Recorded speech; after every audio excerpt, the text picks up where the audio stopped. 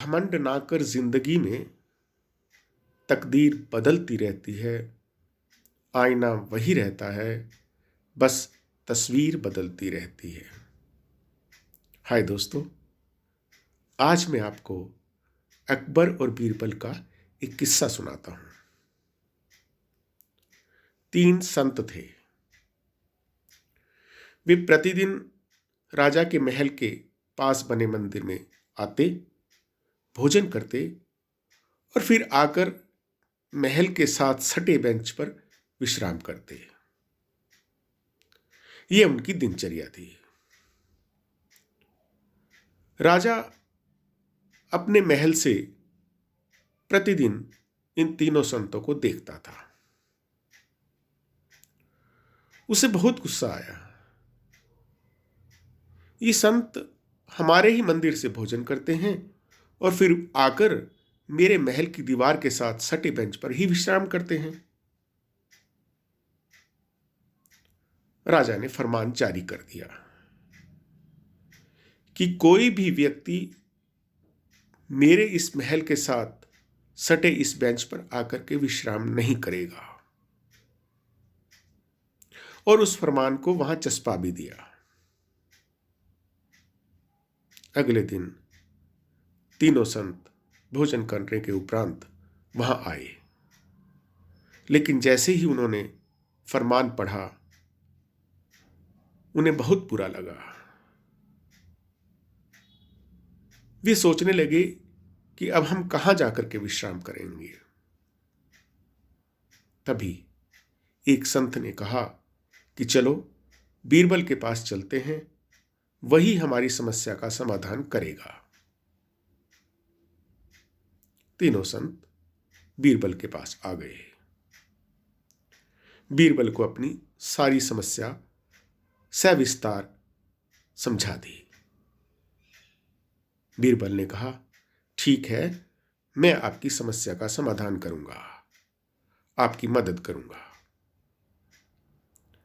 अगले दिन बीरबल साधु का वेश धारण करके और उस महल के साथ सटे बेंच पर जाकर के विश्राम करने लग गए। संतरी वहां आए। उन्होंने कहा कि हे साधु, आपने ये फरमान नहीं पढ़ा, आप यहां से चले जाओ, नहीं तो मजबूरन हमें आपको राजा के दरबार में पेश करना पड़ेगा। राजा भी महल के ऊपर खड़ा ये सब बात सुन रहा था।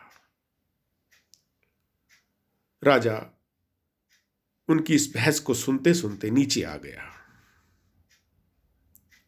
और साधु को मुखातिब होकर के कहने लगा कि हे साधु, आपने मेरा ये फरमान नहीं पढ़ा। साधु ने हाथ जोड़ करके कहा कि महाराज, मैंने ये आपका फरमान पढ़ा है। आपको नहीं पता ये महल मेरा है, और फिर भी आकर के आप यहां बैठ गए। साधु ने दोनों हाथ जोड़कर राजा से कहा कि हे राजन, आपसे पहले ये महल किसका था? राजा ने कहा कि ये महल मेरे पिता हुमायूं का था। साधु ने कहा कि हे राजन, उससे पहले ये महल किसका था? राजा ने कहा कि ये महल मेरे दादा बाबर का था। साधु ने कहा कि हे राजन, उससे पहले ये महल किसका था?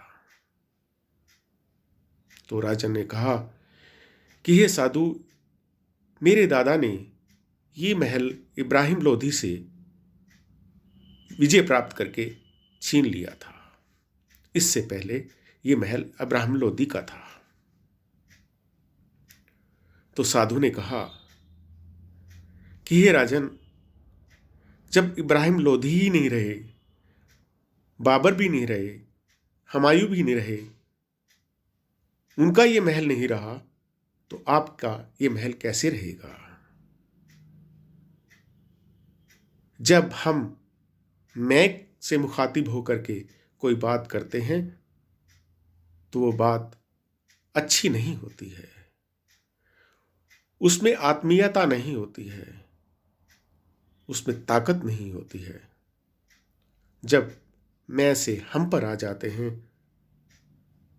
तो उसमें ताकत होती है। साधु ने ये बात जब राजा को कही तो राजा का माथा ठनक गया।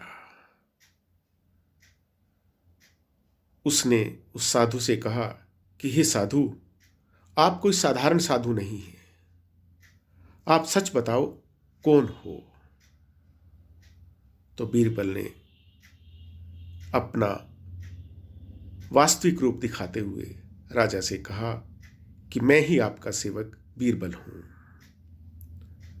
राजा ने कहा, बीरबल, मुझे तेरे सिवा कोई भी ऐसी बात कहने की हिम्मत नहीं कर सकता, लेकिन तूने आज मेरी आंखें खोल दी।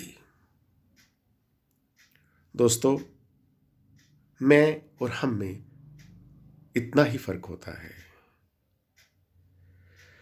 ना इतराओ इतना बुलंदियों को छूकर, ना इतराओ इतना बुलंदियों को छूकर, वक्त के सिकंदर पहले भी कहे हुए हैं।